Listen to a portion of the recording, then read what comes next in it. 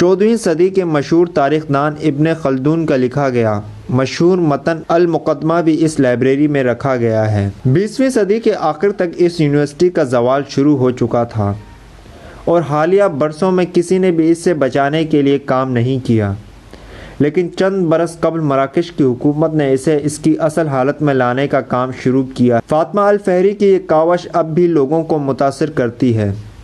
عبدالحمید المادی کے مطابق، جو اس کمپاؤنڈ کی قدیم جامعہ کے امام ہیں، فاطمہ الفہری ایک ویژنری تھیں۔ اس نے ایک بہت بڑی میراث چھوڑی ہے۔ یہ عمارت سائنس کے ایک نظارے کی حیثیت سے کھڑی ہے۔